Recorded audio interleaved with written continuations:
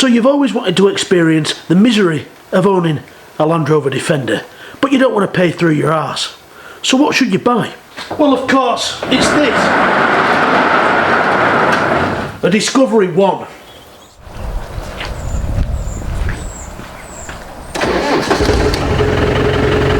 Now, they don't have a lot of power, these vehicles, but that's a good thing. It's actually a safety feature because the body roll on these is absolutely horrendous. Over the years, I've known a lot of people who've owned a Discovery 1, and pretty much every single one of them has rolled it over. I remember back in the 90s when I was just a little kid, my mate's gran rolled one over on a straight piece of road. Was she at fault? No, it's just how they are. And then only a few weeks ago, a guy I know rolled one just up the road.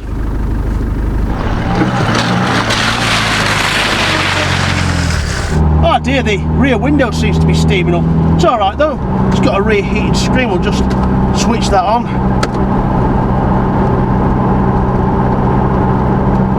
What's going on? There appears to be smoke in the back. I think there's a fire. Oh my god, there's a fucking fire in the back! Well, I've just had to pull over it because the rear screen seemed to be on fire. There was some sort of sticker for a football club on the back, which obviously I ripped off. It doesn't look like much now, but where all the lines are, the glue actually set on fire and there was quite a lot of smoke. It's quite alarming, really. So we'll just not use that anymore. Now, being a Safari model, we have some exclusive Safari features, so let's have a look around the car. It's got this foam bull bar, so when you're on your African safari and there's apes and savages everywhere, you can just hit them and they'll bounce out of the way into safety.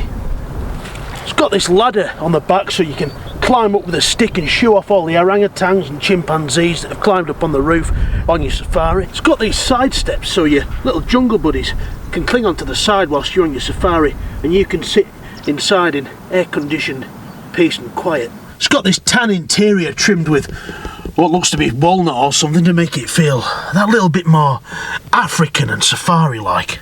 It's got that Land Rover badge there just in case you forget that you're in a piece of shit. Rats have been chewing away at something in here. It seems to be a problem with Discoveries across the board. Got this switch here for those lights on the roof at the back. I did wire it in, but it immediately sat on fire, so we did away with that. Wheel arches are in mint condition, obviously. It's got this little camera down here, and you're probably thinking, well, it's a reversing camera, but no, the reversing camera is up there. This one is so you can crawl along the curb outside a local nightclub and stare at all the women on your little screen in the front without arousing any suspicion, without being called a pervert. In fact, I'd imagine maybe this is why the bloke sold me this Discovery, because he'd owned it 10 years. Maybe they'd cottoned onto his dirty little tricks. It's got these seats that fold out in the back, making it a 7-seater. You know, I'm actually getting flashbacks sat here, because when I was about 8 or 9, I got taken off-roading in one of these up on the hills, and it was alright at first until we actually got off-road and the Discovery, in a Discovery fashion, started bouncing around, and before I knew it I was on the floor, I was up there hitting my head on the roof, I was under the seats, on top of the seats, and I had a seatbelt on as well, but it didn't do any good. Don't put your kids through that if you have one of these, for God's sakes. They have a very distinctive sound, these TDI engines, don't they? Back when I was young, you know, every single farmer in the area either had a TDI Defender or Discovery. You could hear them coming for miles. You could even tell which farmer it was coming just by the rattles and bangs each vehicle made. You know, I sometimes hear these local builders, tradesmen, handyman types say things like, I'd fancy myself a Discovery, like, it'll do as a van for work, like, go anywhere. Well, you can't, can you? This is a full-size 8x4 sheet. And look, it'll barely go in, it's wedged. Now all the edges are scuffed. I can hardly pull it out. It's pathetic. Now, this is a thin sheet. This is the thinnest one you can buy, 3.5mm. And it bends slightly. That's the only reason it's gone in. Now, if you had a thicker one, not a fucking chance. And if you had to pick 10 of these up, waste of time. Now, just to shut any smart asses up that say, oh, why don't you move all your stuff out at bottom? Might go in better then. Well, it actually gets narrower as you go down. And that side the door itself is in the way, making it even narrower. Now I'll try and get this sheet out, because I'm going to prove that point.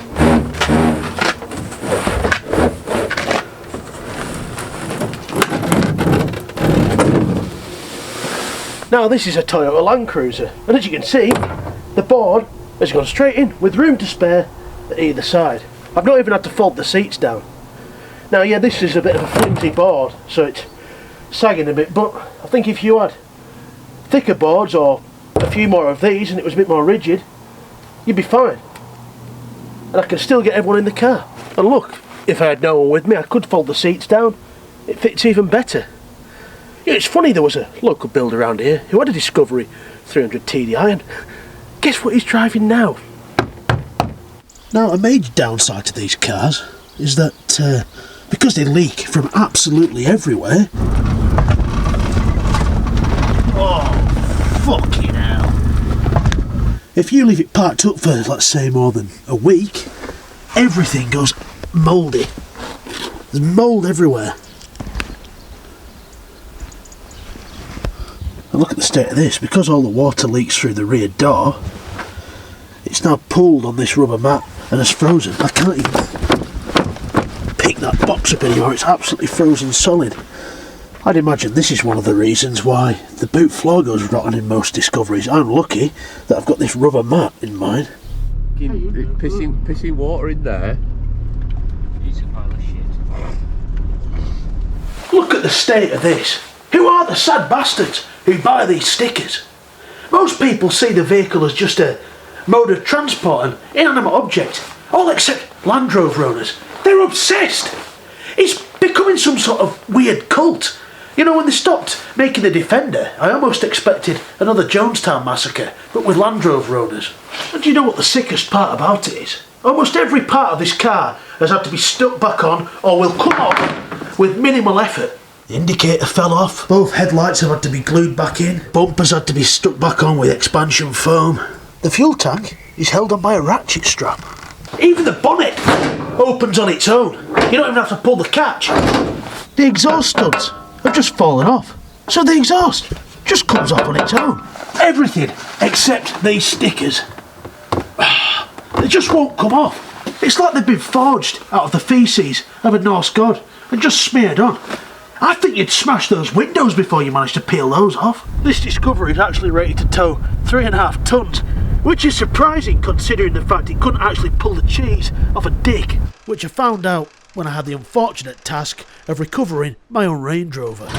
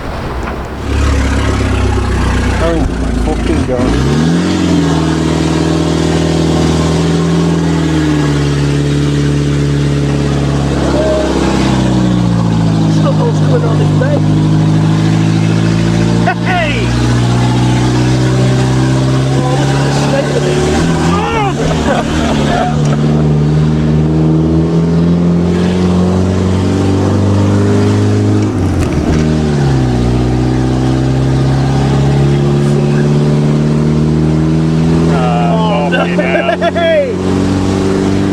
Come on! Give it some big licks now. Look at it go!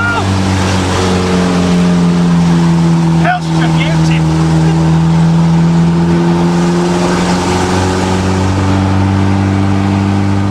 Now, being a safari model, I thought it'd be quite rude if we didn't take it on a safari. So I've come to the biggest zoo in the north of England. Oh.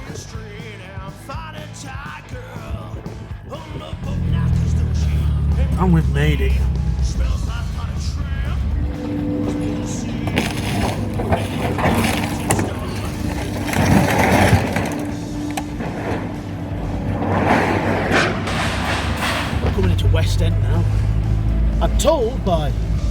older folk that this used to be the nicest part of Morecambe, but now you'd have a job to walk down the street without stepping on a needle.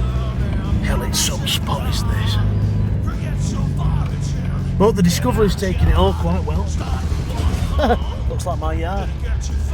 I think we'll leave West End now and have a ride down the promenade. That's a rare beast. Well, that used to be Megazone, the laser tag place. Burnt to the ground now, of course. I imagine some child tried to stump his spliff out on the carpet and next thing you know the place went up. Well, that used to be a nice spot. In fact, the whole place used to be a nice spot. Right, we're going down Queen Street now. The dirtiest part of Morecambe. A lot of local men come down here for some reason. No idea why. They all just go into this random house. But I do know that one of them did have a swollen knacker for a while, so I don't know if that's anything to go by. I bet that's busy. Tell you something though, it is a good drinking spot down here. About £2.50 for a buddies. Some local cockle pickers there. Well, we're on White Lund now, the industrial estate. And I have to admit, you need a Safari Discovery to drive down here because the roads are absolutely horrendous. Shaking and rattling about everywhere. Hey up. If you've ever bought a car off me, you can guarantee it's had parts from there. No, I don't know if you can see, but we're at Home Bargains. This is the real heart of Morecambe. All roads in Morecambe lead here. And I tell you what, some of the states here. I'll tell you what it is though, I give Morecambe one thing. I left the keys in this Discovery whilst I went to Home Bargains by accident, and no one took it. Well, I've been driving around Morecambe for what, 15 minutes now, and I'm really starting to hate this Discovery. I mean, my back's starting to hurt, and I think if I had to do this all the time, I'd need fucking knee surgery because the clutch is ridiculous. So I've parked up by the seaside, and I want to have a nice rest. Now, if it was in a Japanese car, I'd simply have to pull a lever and the seat would recline back. But oh no, Land Rover couldn't do that, could they? They've got some stupid knob that's stiff, doesn't work properly, and it takes fucking 5 minutes just to recline the seat back. It's not happening. This is a piece of shit. Even the pigeons don't like the Discovery. That's it. Oh, bastard. You know, there is one thing about Morecambe. Once you've navigated through the back streets and concrete jungle and make it to the front, there is actually quite a nice view, especially on a clear day. See the Lake District, and I just feel sorry for the poor bastards that have to look from the other side. Someone should probably warn those two about cockle picking round here. Now, this is what I consider to be the best part of Morecambe, and that is of course the road out. Now, we've been through a very rare cold spot this past week. It actually got down to -10 last night, and it's still well below zero now. So I thought I'd take this rare opportunity to demonstrate a cold start on a 300 TDI. I say rare opportunity because, let's face it, in the countries where it actually gets cold often, no one's thick enough to use a Land Rover. They all use that weird Russian stuff, you know, Larders, UAZ.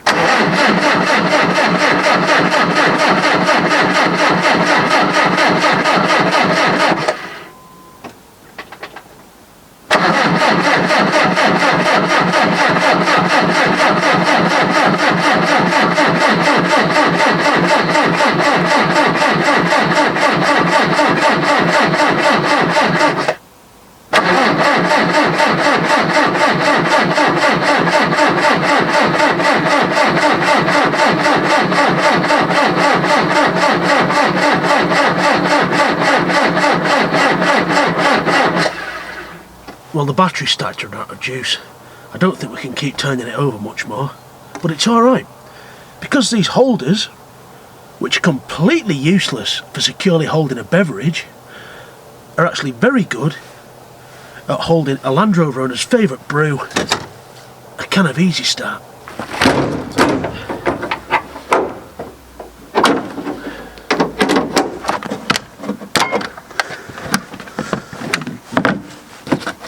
Well, that doesn't look right, anyway.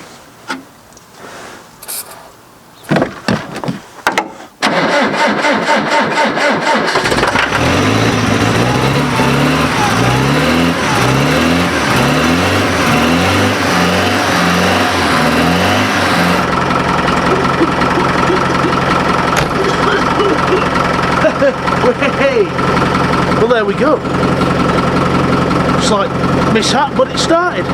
Sure it's only because of the cold weather. I'm sure you don't normally have to use easy start with a Land Rover. Now, back to the air filter. I mean, I don't know why that's happened, but this is almost brand new. The old one did the same, so if anyone has any ideas, do let me know. Haha, listen to that. That's why you don't use easy start in your car. What's happened is, I've used that much easy start, it's blown one of the injector seals. Look at that.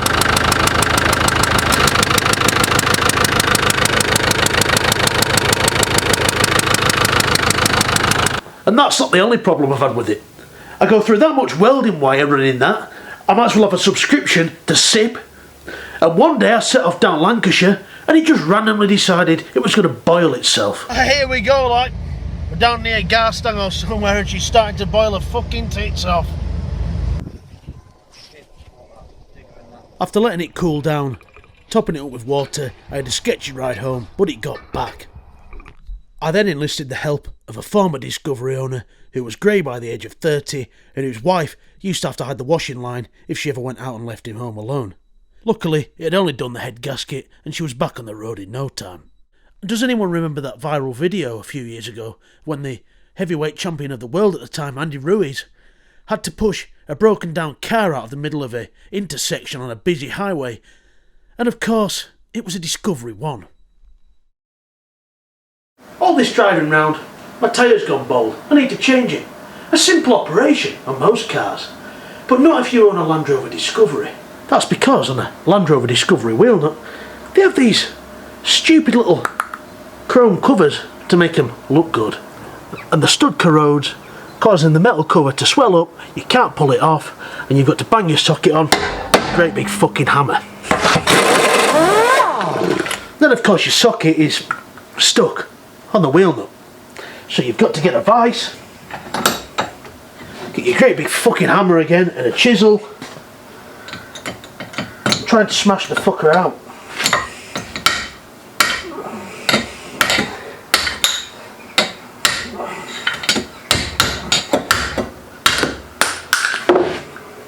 Of course you've got to repeat that for every single wheel that you take off. So unless you're tooled up with a full workshop and you get a puncture on the side of the road, you're fucked. Now, there are a few things in life which are the stuff of nightmares.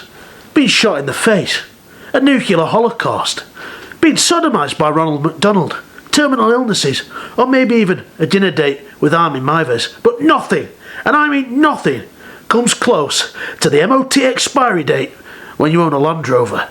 And unfortunately for me, that day has come. For weeks, I've been having nightmares. I've not been able to sleep. I've been waking up in hot sweats in the middle of the night. Then one night I heard a voice, and I think it was the Lord. He told me, just have another go at wiring up those rear lights. I am the god of hellfire, and I bring you... Take that nozzle pump in it, I'm sure I'll just can't handle it. Take the fuel and run me for the law, but your head. You put bandit, you put bandit. You put bandit. You put bandit, you put bandit. El Partido de la Gasolina.